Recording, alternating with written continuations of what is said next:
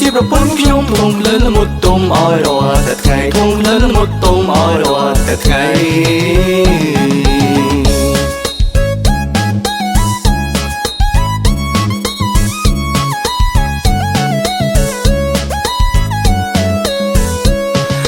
ជាប្តីអ្នកដាំបាយឲ្យប្រពន្ធសប្បាយផឹកស្រាសក៏វិយមសឹងបាំងក៏ដែលជាប់ស្រាសអ្នកនឹងពោមិនកើតដៃជាប់ស្រាសអ្នកនឹងពោមិនកើត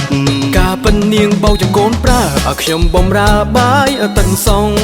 ត្រីងៀតអាំងឲ្យកូនសងនាងយកទៅអងក្លែបឲ្យទល់ភ្លឺនាងយកទៅអងក្លែបឲ្យទល់ភ្លឺ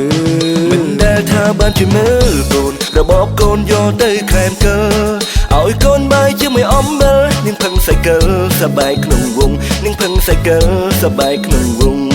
ហួសចិនថានឹងវាសនាចិត្តនេះខ្ញុំសុំឆាចោលហើយអង្គខ្លាចជាបាយហើយឲ្យនាងមកយកកូនប្រើទៅចុងឲ្យនាងមកយកកូនប្រើទៅចុង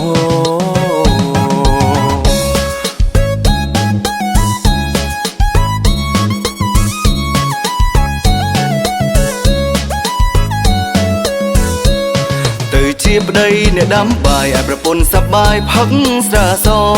ក៏វិយមសឹងបាំងក៏ដែលជាប់ស្រាសអ្នកនឹងពោមិនកើតដៃជាប់ស្រាសអ្នកនឹងពោមិនកើតការពិននាងបោកចង្កូនប្រើឲ្យខ្ញុំបំរើបាយឲ្យតឹងសងត្រីងៀតអាំងឲ្យកូនសងនាងយកទៅអងក្លែបឲ្យទល់ភ្លឺនាងយកទៅអងក្លែបឲ្យទល់ភ្លឺមិនដែលថាបានជួយមើលកូនរបបកូនយកទៅក្លែមកើឲ្យកូនបាយជាមួយអំបិលនាងផឹងសៃកលសបាយក្នុងវងនាងផឹងសៃកលសបាយក្នុងវងហួសចិនថានឹងវាសនាចិត្តនេះខ្ញុំសុំឆាចោលហើយអង្គខ្លាចជាបាយហើយឲ្យនាងមកយកកូនប្រើទៅចុងឲ្យនាងមកយកកូនប្រើទៅចុងអស់ចាប្រពន្ធខ្ញុំកាលនៅក្រមុំរឹងឲ្យរំទុំ